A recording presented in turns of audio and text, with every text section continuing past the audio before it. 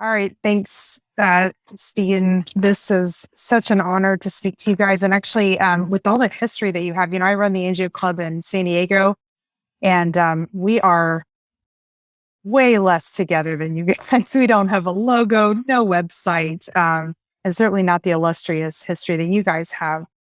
But it is quite a pleasure to speak to you guys today. My topic is Hindsight is 2200, bringing a misunderstood journey into focus. These are my disclosures. None of them are relevant. So this talk is really based on conversations I had with many wise people in our field. I didn't get to speak to nearly enough of the women in our field, but I did speak to my mentor, Ann Roberts, and also Susan Jackson, who co-founded the II with me and has an MBA and is a marketing specialist. So I'm grateful to her for this talk as well, her contributions. So despite all that IR really has to offer patients, few really have ever heard of it. And so, we get patients who are referred to us as the option of last resort, when really if we were given first dibs at them, we could help them so much more. So in this talk, we're going to really look at our past in an attempt to understand why IR is unrecognized and even marginalized in some cases in the healthcare system. And we're going to assess common fallacies regarding where we went wrong and what we should do to advance our field. We're going to take lessons from our history to suggest ways to increase opportunities for IR and to improve patient access to our services. So those who cannot remember the past are doomed to repeat it. And most of us in IR do not remember the past. When I was finishing my fellowship in the 2013 kind of time, 88% of active IRs were under the age of 55. So it's a specialty of young people. And what we do know is left to interpretation. We just kind of who thinks is the best way of doing something. So still, the IR luminaries who've lived the past have offered clear prescriptions for a better future. So let's hear them out. So first of all, a lot went right, and it began with disruptive innovation. So whether by accident or on purpose, Daughter and other pioneers found a large hole in the healthcare value chain. The idea came to Daughter in 1963 after he accidentally crossed an occluded iliac artery when he was doing an aortic angiogram. And in June of 1963, he spoke these words about using the catheter as a tool for therapy and not just diagnosis. And just 6 months later, he performed the first angioplasty in 1964, as Stephen mentioned. Right away, he cautiously assumed the role of a clinical consultant, recommending, albeit gently, anticoagulation and proper follow-up for his patient. And this marked a dramatic shift in the role of the radiologists in patient care. So 4 years later, this idea had matured to the point where he saw the critical need for IRs to function as clinicians and not just technicians. So in this photograph, you see the first brave patient, Laura Shaw, who we saw in the earlier photo, as she walks on her own 2 feet toward an open doorway, towards the light. And just as this light, our field was born, with the door wide open towards the possibilities for innovation. As with any disruption, the incumbent doctors protested a change in conventional wisdom, holding true to their surgical gold standard. In fact, Daughter got a lot of pushback from surgeons, and it would be a decade before the technique was accepted in the United States. Europe was ahead of us. During this time, Daughter was dismissed and he was marginalized, perhaps perpetuated by the surgeons whom he antagonized. And to be fair, he didn't exactly refute this moniker by assuming, these kinds of poses for pictures, this crazy Charlie. But more than one luminary has remarked that his obnoxious side was essential to the birth of IR. It allowed him to become recognized and remembered. So Europe and Canada, as I mentioned, were much quicker to adopt. Ziegler kept angioplasty alive in Germany, and Grutzig improved upon it with his balloon. And here you see 3 luminaries, Ziegler, Grutzig, and Daughter in 1978. IR innovation has grown and expanded ever since. Now there are so many diseases treated with minimally invasive image-guided procedures, or MIPS, a moniker I'm going to try to promote during this. It was so successful, in fact, that an entire multi-billion-dollar industry grew out of it, as did a new specialty in medicine, interventional radiology.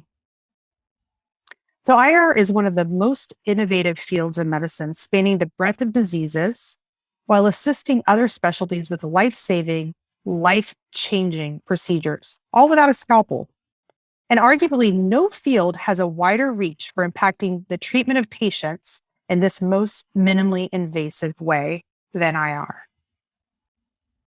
So out of the genius of Daughter and other luminaries erupted a new field that has grown rapidly over the past 50 years, creating tremendous value. Yet it remains a remote island, set apart from the mainland and vulnerable to encroachment. And despite this value, almost no one has ever heard of IR. There are significant barriers for patients to access our procedures, even though they could help them. And there's a bias towards surgery and other specialties in conventional treatment. So why? If we have such great things to offer, where did we go wrong?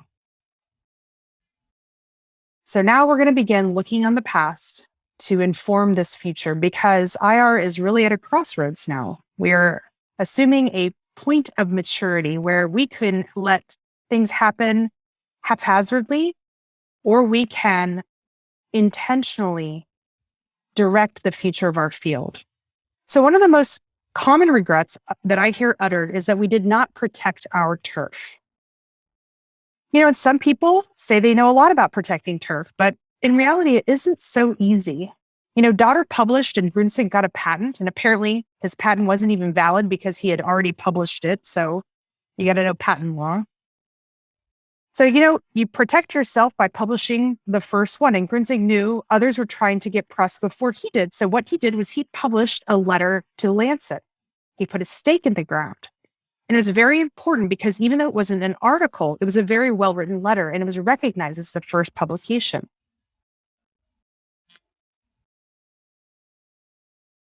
While others were publishing too. Between 1964 and 1970, there were only 26 publications about arterial angioplasty in the entire world. But look what happened after 1980. There were 177 articles, 17 of which appeared in one issue of AJR. And this is a sign of maturity. Maturity equals more competition. By the mid-2000s, vascular surgeons moved into the endovascular space, adopting minimally invasive image-guided procedure techniques to offer a broader range of treatment options to patients, and in response to the competition from interventional radiology and interventional cardiology. So is it a numbers game? Although IRs are dramatically outnumbered as compared to other specialties, our numbers are not too different as compared to vascular surgeons and interventional cardiologists. But IR is one of the most rapidly growing specialties, outpaced only by interventional cardiology, and that's nearly doubly. So did we fail to defend our turf adequately? Let's look to our history for some clues. On May 9th, 1977, about a year after I was born, Grunsink, a radiologist and Myler, a cardiologist, performed the first coronary balloon angioplasty, and this was done intraoperatively with a cardiothoracic surgeon, Dr. Elias Hanna.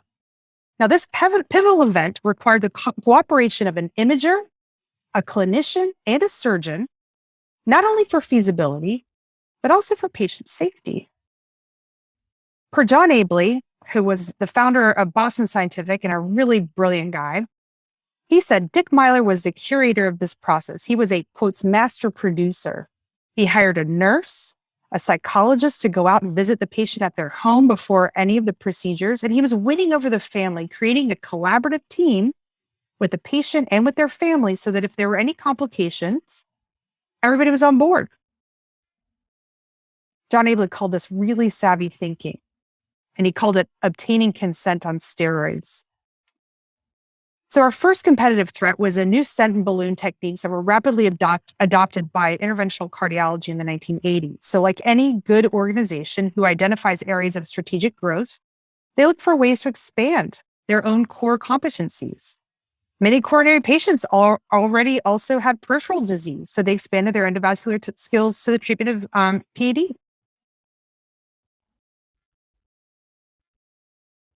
And in fact, a daughter accurately read the writing on the wall. In 1980, just a few years after the first coronary angioplasty, daughter knew that it was inevitable that cardiology would take over interventional cardiology. Cardiology had the infrastructure and the patients. John Abley said, IR and radiologists were not oriented towards clinical medicine. They did the work for others who took the responsibility. He also saw what was coming with the vascular surgeons. Angioplasty was just too good to deny. Around the same time, the quotes father of interventional nephrology was born when an overwhelmed IR showed a nephrologist how to do fistula work, and they have multiplied. In fact, angioplasty turned out to be such a brilliant idea that the vascular surgeons have adopted it as an integral part of the services they provide. More than half of the treatments listed on the Society for Vascular Surgery website are endovascular. And this movement towards minimally invasive solutions has permeated all of surgery and has led to the development of minimally invasive surgery, which boasts many of the same benefits that do the procedure that we offer, minimally invasive image-guided procedures. This kind of influence is a good thing. It's a very good thing. It is better for patients, and it elevates the potential to create more minimally invasive image-guided procedures. Hal Kuhn said, there was no support from the rest of radiology to take on more clinical work. Time and support, that's what you need to get clinical and be respected and do it properly. You need a follow-up clinic. You can't expect them to do all the scut work and you just get to go in and do the procedure. So, should we be slamming the door shut right now? Even if it were possible, now or in the past, it would be very short-sighted and unwise. As this quote by author and theorist Stephen Johnson suggests, we are often better served by connecting ideas than we are by protecting them. Environments that build walls around good ideas tend to be less innovative in the long run and more open-ended environments. Good ideas may not want to be free, but they do want to connect, fuse, recombine. They want to reinvent themselves by crossing conceptual borders. They want to complete each other as much as they want to compete. A better response to this competitive threat would have been to move out of a dependent position in the value chain, the referral process. But to do so requires cooperation. We have without a scalpel, and we're not against surgeons. It's easy to depict surgeons as butchers, but that is both unfair and unnecessary. There are rules for surgery, and there are rules for the things that we offer. Dr. Barry Katzen, who's another one of my favorite IRs, was one of the first to establish a practice based on a focused, collaborative, multidisciplinary team with IR embedded into the clinical, longitudinal patient care model. Barry Katzen was practicing this way in 1979. He was always asking questions. He felt that we are all teachers and we are all learners. Established in 1987 by Barry Katzen, Miami Cardiac and Vascular Institute was one of the first centers in the U.S. to treat heart and blood vessels as one entity. And this unique approach resulted in the Institute becoming a leader in cardiovascular care.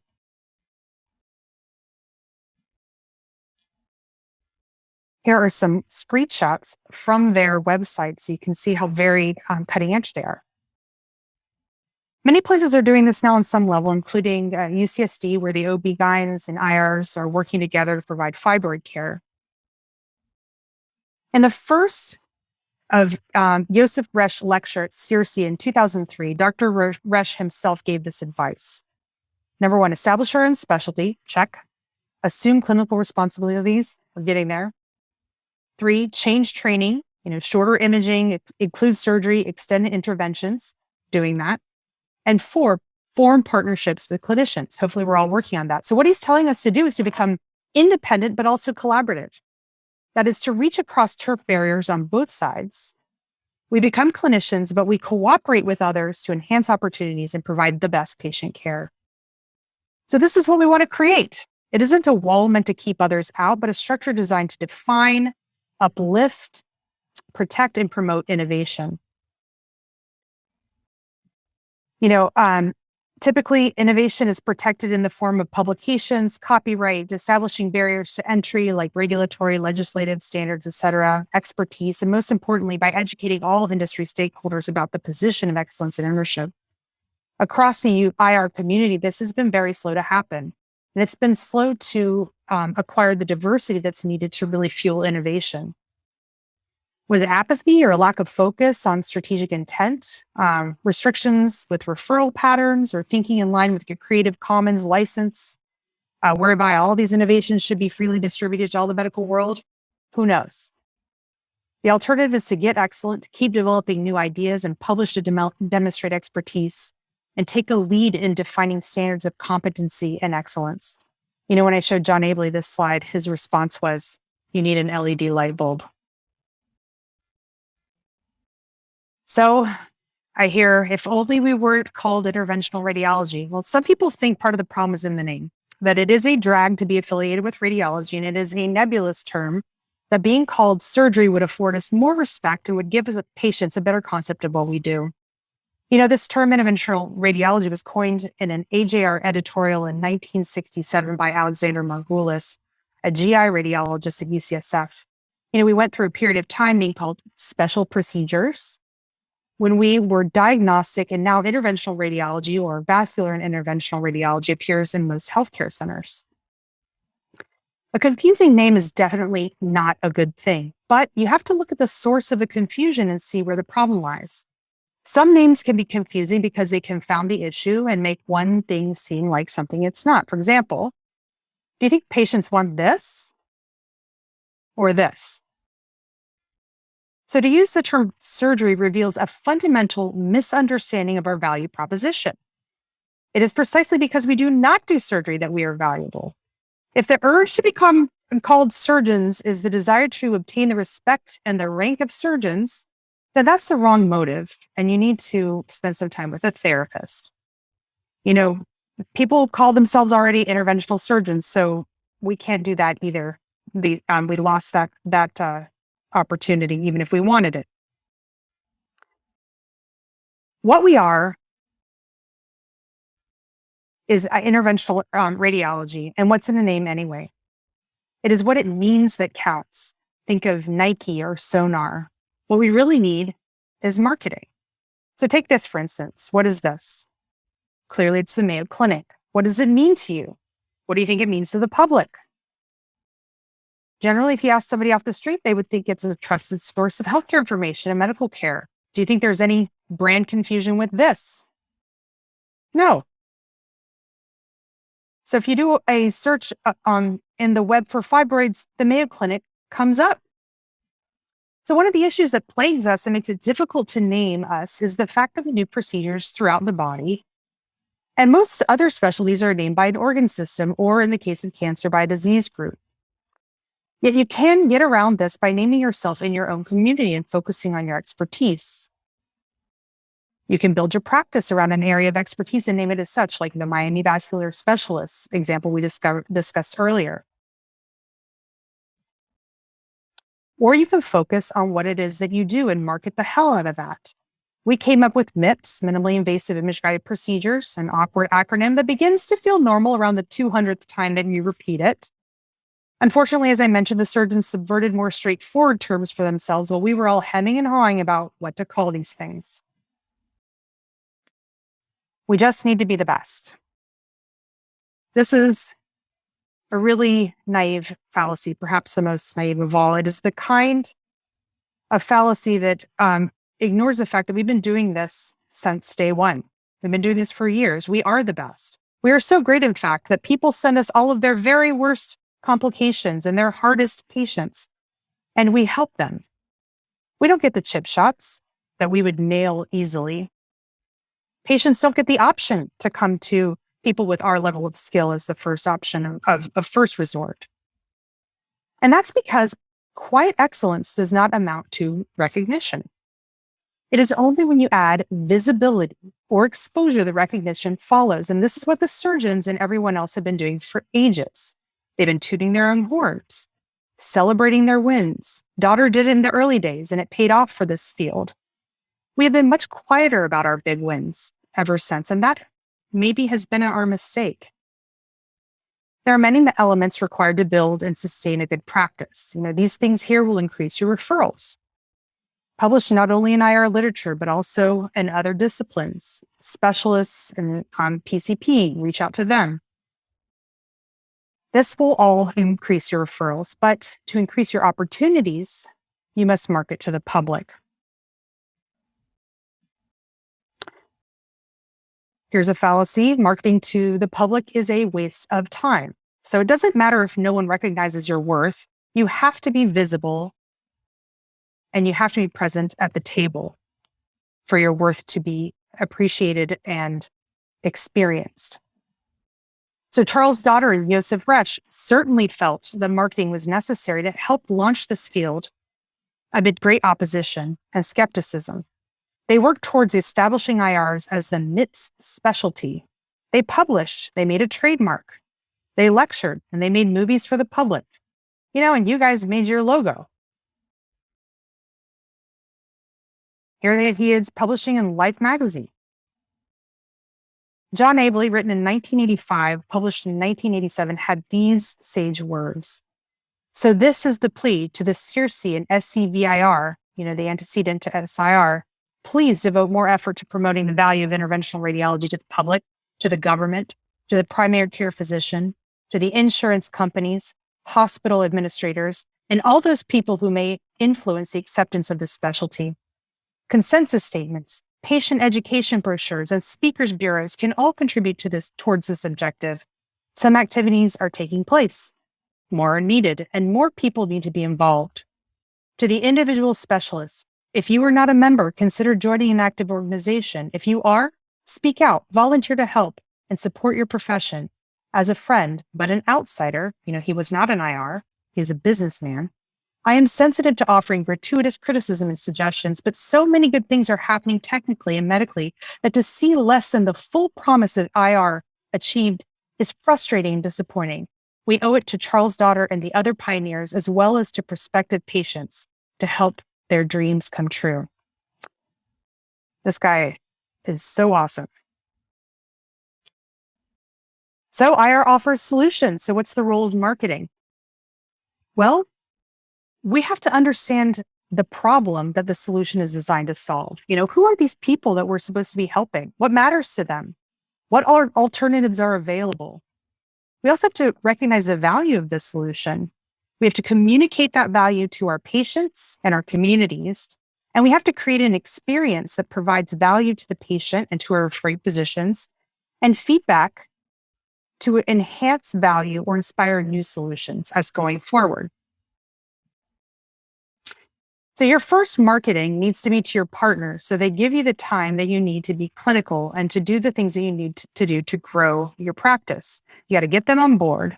And if you are, in practice with diagnostic radiologies, remind them that additional business that IR brings to the practice goes to diagnostic radiology as well, if that's what motivates them. Today the opportunities to leverage social media for marketing make it possible to reach much larger groups of people for much less money and to make it a dialogue instead of just speaking out into the abyss. People that you reach through social media that you couldn't reach before are allowing us to provide new services that we could not provide in the past due to cost or practicality, and getting it to the patients who need it most. So here's a perfect example. The Mayo Clinic made their internet presence and social media a priority, and that paid off. And these are old numbers. They are trusted, influential. Their brand is widely recognized. They have an opportunity. And to use an earlier example, look at some of the screenshots from the Miami Vascular website directed to the public. So all of these public outreach efforts help strengthen the concept of MIPS in the eye of the public and open the doors for new possibilities for innovation and patient care. Our documentary series, Without a Scalpel, is aiming to reach the public through educational entertainment. And there are 4 episodes. They're available on Amazon Prime and other on-demand platforms.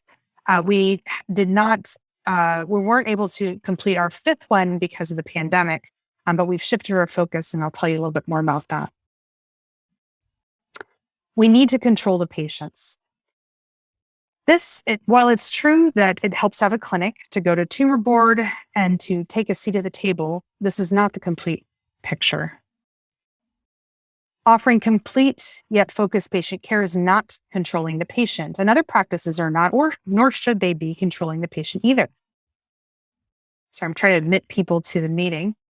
We should be facilitating patient autonomy through education, which leads to better patient outcomes. Additionally, referral patterns can change very quickly. There is no contract or other financial benefit that is derived by referring doctors to send patients to any particular doctor. This would be illegal. If interventionalists provide comprehensive care and thoughtfully enter a market with the will to compete, it's very likely that they will succeed. One of the luminaries that I interviewed mentioned patients when they are sick are like sheep. And this is true. If you've ever been sick, you just want to put yourself in the trust of others. But we have to support patients and their agencies. And this is such an important priority that there's a whole institute developed to identifying treatments that address patients' needs, the CORI. And it is this that inspired us to found the Interventional Initiative with the mission of educating and engaging the public about MIPS, to empower them with the knowledge to make the best decisions for themselves and for their families.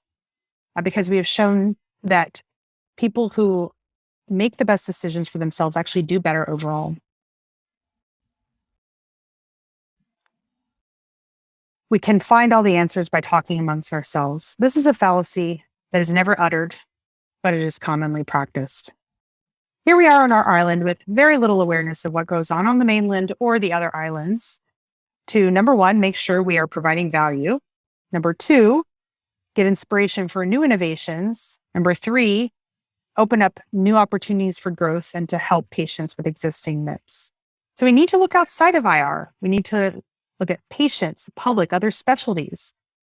We need more speakers from outside our field. We need more IRs from different backgrounds and experience, different cultures, men and women, different ethnicities, different colors, different socioeconomic backgrounds, MBAs, MPHs, PhDs, former allied health workers. We need transformational ideas, not just incremental ideas. We need innovation.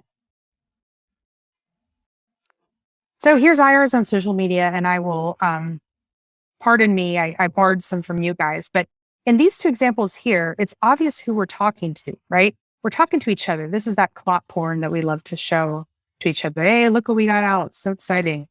I also love this. But this is kind of a more outward public-facing post. The language is plain language. Specialized doctors use a tiny device passed through a tube about the size of a piece of spaghetti to stop blood clots from going to the lungs. When the blood clot catcher is no longer needed, the device is removed. So it's much simpler language, and clearly the audience is the public. So when you are on social media, you need to be cognizant of who you're talking to. What's your goal in posting this? Are you just out there showing off? Are you trying to exchange information? Are you trying to build your community? Are you trying to reach out the public? Are you trying to elevate the reputation or visibility of IR? And if so, how do you think you're going to be perceived? How can you tell if you're successful in your goals? These are all things that should be at the front of your mind, and you should be very certain that you're protecting the privacy of your patients in the process. And this can be a lot trickier than you think. John Kaufman had a very sage thing to say. Charles Daughter created many of his prototype devices by himself. This will not work today. In order to fully capitalize on the potential of advances in materials, drugs, biologics, sensing, informatics, guidance, manufacturing processes, and marketing, an organized collaborative approach to innovation is required. This means collaboration across specialties and across professions, between institutions, with patients, with industry, and with government. The more that we can make collaboration an integral part of the culture of image-guided intervention, the more we will be able to achieve. This is a fallacy that we sort of notice. I have plenty of work, so why bother? Well, it doesn't matter if no one recognizes your work. You have to be visible and be present at the table. You can't just be fat and happy. You see many IRs who kind of imagine themselves as this sort of unseen snipers taking out disease or this hired gun, and they sort of revel in this. This is probably the androcentric side of our field. But I see us more like this, the guy who cleans up the crime scene. And maybe in that way, I'm training my kids to become future IRs. I was particularly proud of this parenting moment. All three of them are cleaning. So there are issues that face our maturing field, and we should embrace these issues. These are opportunities. Instead of shying away from issues such as ethics and of consent, of futility, of conflict of interest, of turf, ethics surrounding billing, we should be embracing these as opportunities to craft our field in a thoughtful way moving forward and in a way that is more inclusive and serves our patients in a better way. To that end, we need to always have in the front of our head equity, diversity, and inclusion for our colleagues, our trainees, our patients. And this means a sensitivity to others and not viewing them as the other. And we need to give greater value to evidence, to science. And we need to bring up scientists and make space in our training programs to allow scientists to flourish. Gone are the days of this white guy knows best. Patients should be the ones empowered to know the best. And the II has shifted our focus during the pandemic to the creation of patient decision support aids in plain language in English and Spanish that are going to be available free to everyone in printed form and online. Here are some examples with after procedure information that's standardized and evidence-based. These have been tested in clinical trials. They have been vetted in focus groups. And we have a professional illustrator who creates these really compelling, beautiful images that we call hero shots, which capture the gestalt of the value of what we have to offer. So it's time for us to look ahead, and we should do it with open eyes. So in conclusion, turf defense is ultimately futile and it's counterproductive. It's time to create new and more fertile turf through innovation, research, ingenuity, and collaboration. It's important that we recognize and capitalize on our value. We are not surgery, and that's precisely what's great about us. We have extraordinary technical skill. We're experts in imaging. We're creative. We're versatile. And we have been fitting ourselves into tight spaces for many years, and it's time to come out. We got to communicate this value through publications, through public education and outreach and engagement. Let patients decide. If you ask patients, we did this study, do you want surgery or do you want a minimally invasive procedure you've never heard of? They choose the minimally invasive procedure every time. And we got to use marketing. We have to unify our message and repeat. And finally, we have to be mindful and intentional as our field matures. This is an opportunity. Let's not let it pass us by. This is the end. Thank you.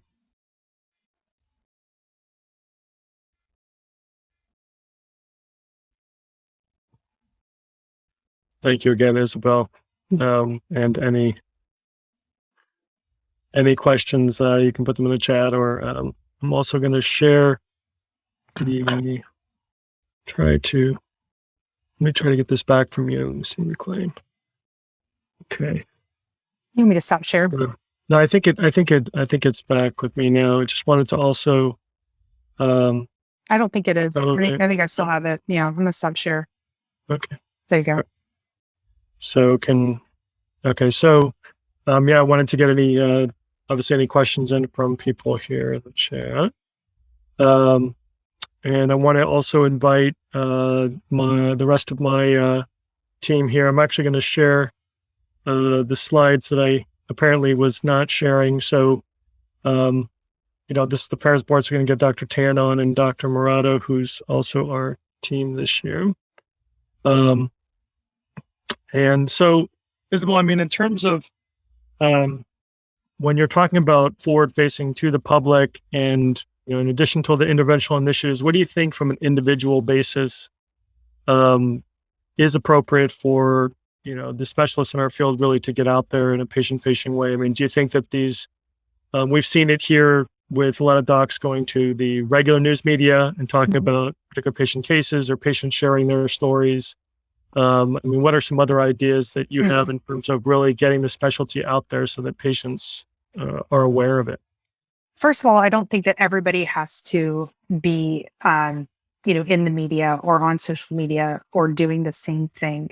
We can all support the advancement of our field in different ways. Some people do it through publication. Some people do it by participating in leadership or education or in our societies. And some people are, good at public speaking and could go and talk to the news media or have public facing opportunities.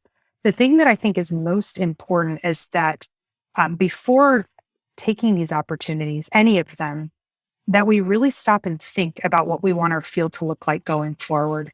And when I say look like, I mean the composition, women, people of color, diversity. I also mean what it looks like ethically, how we consent patients, what we do to involve them in the decision-making process. Because most of us have experienced the way that it is now. You go down, you mutter a bunch of things about, bleeding, infection, damage surrounding tissues, and they sign because they're scared and they're on the gurney and they're about to go in the room. And we have to ask ourselves, is that right? And so in everything that you do as an interventionalist, you are promoting the field or you're detracting. And that's every time you talk on the phone to a referring physician. I love this field. It seems like I do a lot of random stuff, but it's all for one purpose. And that's because I truly believe that interventional radiology has the potential to offer an enormous benefit to patients. And we have only begun to tap that. And I want to make sure that we are able to continue to do so. So making sure that when whatever it is that you decide to do, that it's not accidental. It's not just you sort of, doing whatever, that you consciously realize that you are an ambassador for our field. That I think is the most important thing. So another question someone texted me relates to kind of the really caring for that indigent population. So one of the people that we talked about was Dr. Ethel Fink and kind of her work at LA County for her entire career. But a lot of criticisms, I guess, that people have for the field is that we're kind of practicing 1% medicine, or in some way, our field is restricted towards the developed world, or we use too expensive of equipment to provide access for everybody. How would you respond to those kind of criticisms? I know it's a question. I know. Well, it's I would respond like, look at Stephen Hunt. I mean, you with an ultrasound go out into remote parts and teach people how to drain abscesses. Like, I think that we're creative. We have expensive toys and big equipment, but we can also do very much with very little. And ultrasounds are becoming extremely democratized and small. You can put it in your pocket. I took one to my kids' school and showed all of them their livers and their guts, and they thought it was fantastic. I think we could be doing more of this. I know that there are outreach programs to other developing countries, but we could also, when we have opportunities here in the U.S. to develop new techniques, we should pay attention to not just doing the glitziest thing that requires the most fanciest equipment, but perhaps thinking about how can we make this something that's sustainable. I think about this every day. I practice primarily at the VA, although I'm also at the university. And I consider myself a steward of the taxpayer's dollar. At the same time, I have an enormous passion for the vets. They deserve the best and they get the best. And how do you balance that? Well, you can balance it by just being mindful. And so I think we can do more for indigent populations and for populations in developing countries by making sure that we go out and we educate people, by having more exchange and making sure that our procedures use technology that is not so hard to get, like ultrasound. Yeah, and I would add, one of the things that we looked at a few years ago here was kind of the GIS map of where IRs are practicing in the US. And I realize that we're kind of a small population of the overall physician workforce, but definitely gaping holes in rural America and in places that have traditional lack of access to care. So I think that that's probably another area of opportunity that we have as clinicians, is how to get into those more underserved areas. The other issue I feel like with this is, a lot of work came out of Stanford and some other folks on the disparity in outcomes for our own practices. Even here in Philadelphia, how are our minority patients doing, or the working poor doing with the same procedures? Just what are their outcomes? And so I think that there's a lot of work we need to do on looking at that area of research. Yeah, there's a lot of health disparities research, and we're part of it. But we just published 2 papers on kind of the structural racism and the basis for some of these disparities. They go back to redlining and to racism and a lot of things that are just baked into our systems. And I think, even though we feel very much like we are sort of, the top, or perhaps, the periphery of the healthcare system, where we're the consultants, it's very important that we are open to recognizing this when it happens, and dismantling those inequities. There's a question here that says, Dr. Newton, along the lines of marketing, would you be kind enough to share 1 or 2 practical marketing strategies that come to mind? So, marketing strategies, I think it depends on whether you're talking about a private practice or, your particular practice. But one thing that pretty much any IR can do is to go and speak to other fields and really attempt to understand, you're referring physicians, for example, really attempt to understand their patient population, the problems that they're facing, and introduce to them what we have to offer. And instead of talking at them, beginning a discourse so that you can start a collaborative way of treating these patients. We did this at UCSD with our hospice and palliative care group. I had been pushing for more pain and MSK-IR, and I brought Sean Tutton to come give grand rounds at UCSD, and he really showed us how there was a lot of opportunity there. And so we went and talked we invited them to our grand rounds, but we went and talked at theirs. And then that started some dialogues. And now we have a journal club and, regular meetings with them. And so that's one strategy. And it's not marketing in that kind of icky way, but it's the getting yourself out there. So that's one way you can do it. Another way you can do it is when you are public facing on social media, if that's something you like to do, decide consciously to speak to the public. Sometimes, maybe you want to speak to your colleagues or whatever in some iterations. Maybe you have an alter ego that's your doctor, to the public. But when you do, speak in plain language. And the CDC has a plain language course that all of us in the II have taken, those of us who are in the written content committee.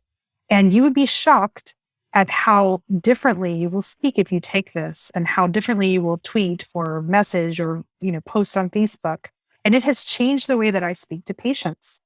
I don't use words that I used to use before. And I spend a lot of time editing this patient decision support aids to make sure that they're in plain language. So speaking in a way that's clear when you're speaking in an outward facing way, not only through social media, but also when you consent a patient. So that's a marketing opportunity.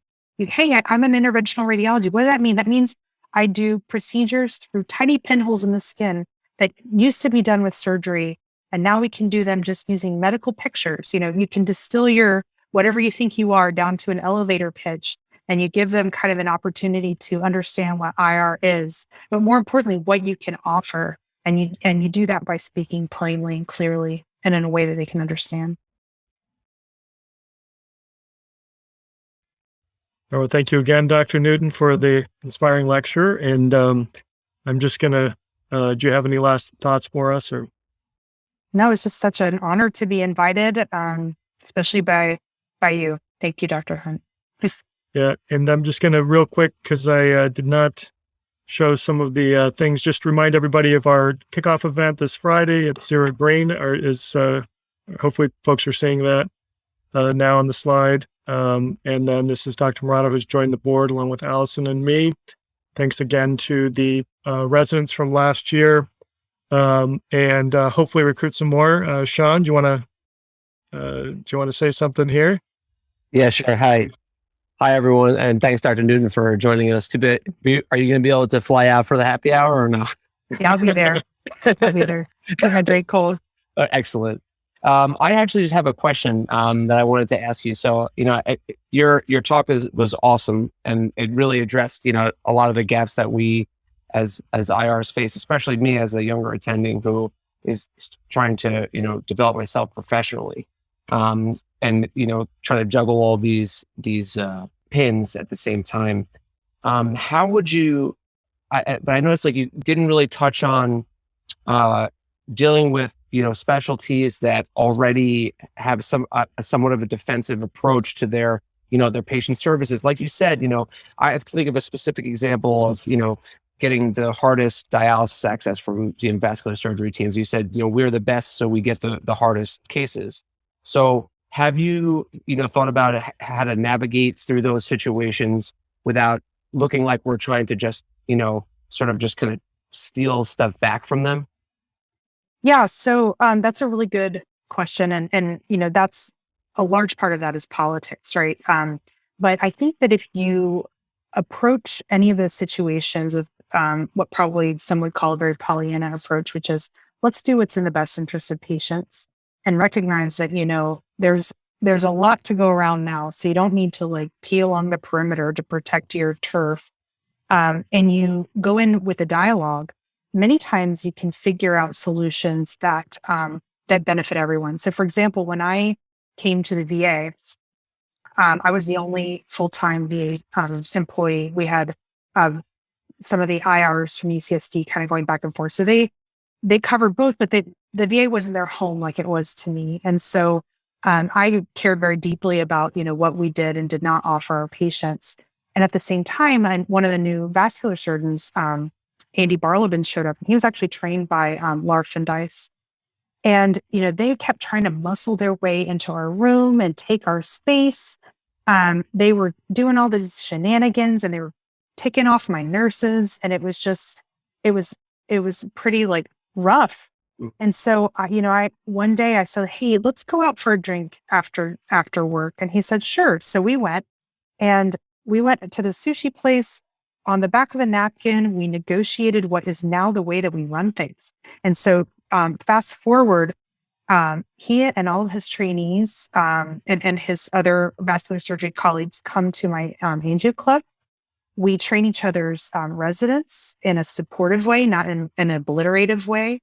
Meaning, you give away all your secrets and now you can't do anything. That's not what this is about, right? It's about working together.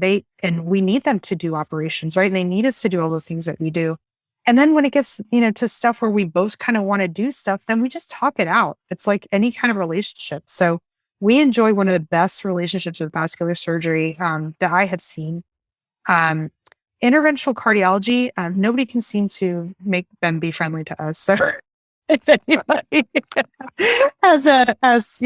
we go up there and we steal their tools sometimes, but no, I do think that just, open communication is the best option. There are some times where the politics go way above our pay grade and, you just do the best that you can. But what you can realize is sometimes where what you think you want to do, if you're not able to do it, and then what you can do, that sort of difficulty becomes an opportunity. So a resilient person would say, well, I can't do this, but I can do this. And then just, turn that into your big focus. Thank you. I give you a different talk on resilience. Okay. Thank you so much again, Isabel, and to everyone. I think the next speaker is Dr. Teresa Caridi, the division chief down at University of Alabama in Birmingham. But we have a great lineup of speakers this year, and so hopefully Isabel, you can get some of your residents and folks to tune in to our lecture series, and we'll we kind of open it up to everyone to tune in. We have some great talks, and at the end of the year, the other thing I wanted to mention, and Dr. Tan will probably talk about next time, is our end of the year case competition. Please be keeping your good cases. We have some great prizes, including some surprise prizes this time. In addition to our cash prizes, so hopefully we'll catch a lot of great cases for the end of the year case competition. So all your IR residents out there, open to all of you, and show up, and we'll be showing some great cases at the end of the year as well for that case competition. So until next time, see you guys on Friday. Thanks a lot, and invite your nurses and techs. Let's see how many people we can get out there on top of that building. I think the capacity is 500. So in any case, we'll see you guys up there. Thanks a lot. Thank you.